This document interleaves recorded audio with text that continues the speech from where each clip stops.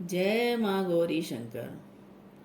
भक्तों, आप सभी को हरतालिका तीज की दिल से शुभकामनाएं।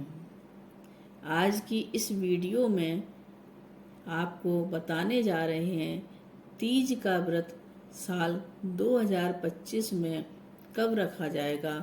लोग बहुत ही कंफ्यूज हैं कि इस साल 2025 में हरतालिका तीज का व्रत कब रखा जाएगा, 25 अगस्त को या 26 अगस्त को।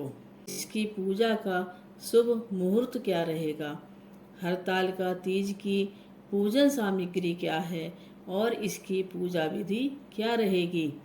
यदि हरतालिका तीज का व्रत पहली बार महिला कर रही है तो उसे जान लेना चाहिए कि व्रत के क्या नियम हैं। इस व्रत को मायके में कर सकते हैं या ससुराल में कर सकते हैं, और व्रत के दौरान कौन सी गलतियां महिलाओं को नहीं करनी चाहिए, कौन सी चीज़ का सेवन करना चाहिए, कौन सी चीज़ का सेवन नहीं करना चाहिए, इन सभी विषयों की जानकारी आपको इस वीडियो में दी जाएगी। वीडियो अच्छा लगे तो कृपया एक बार कमेंट में जय माता दी अवश्य लिखें। चैनल को सब्सक्राइब करें।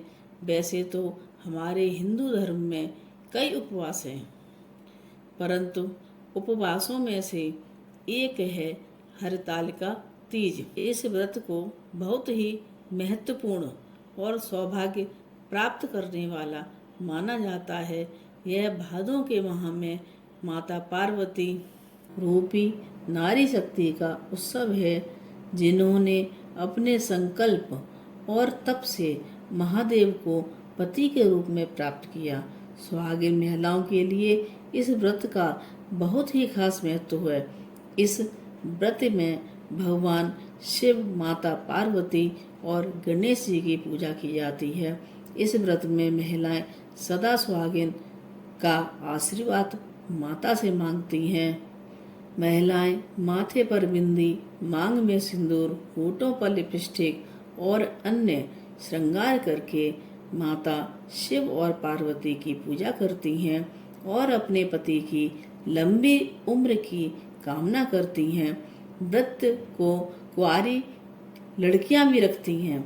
माता पार्वती जी की तरह अच्छा वर प्राप्त करने के लिए कुंवारी लड़कियां हरतालिका तीज का व्रत रखती हैं। इसलिए जो कुंवारी लड़कियां इस व्रत को रखना चाहती हैं वो यह व्रत रख सकती हैं। आपको बता दें कि माता पार्वती जी ने भगवान भोलेनाथ को पति के रूप में पाने के लिए कठोर तप किया था। ऐसा माना जाता है कि अगर इस व्रत में आपने पानी ग्रहण किया तो अगले जन्म में मछली का जीवन मिलेगा।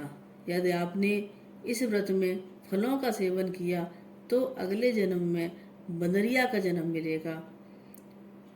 अगर इस दिन सो जाएं तो अजगर का जन्म मिलेगा।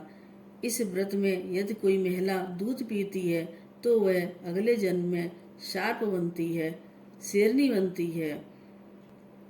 हरतालिका तीज का व्रत पूरे नियम और संयम के साथ करना चाहिए।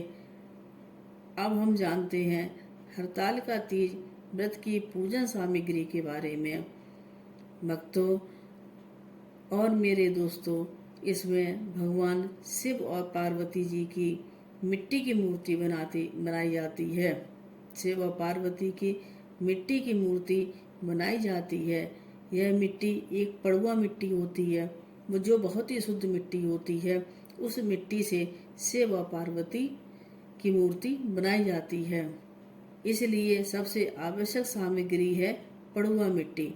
पड़ुआ मिट्टी, काली मिट्टी या चिकनी मिट्टी, इस नाम से इस मिट्टी को जानते हैं।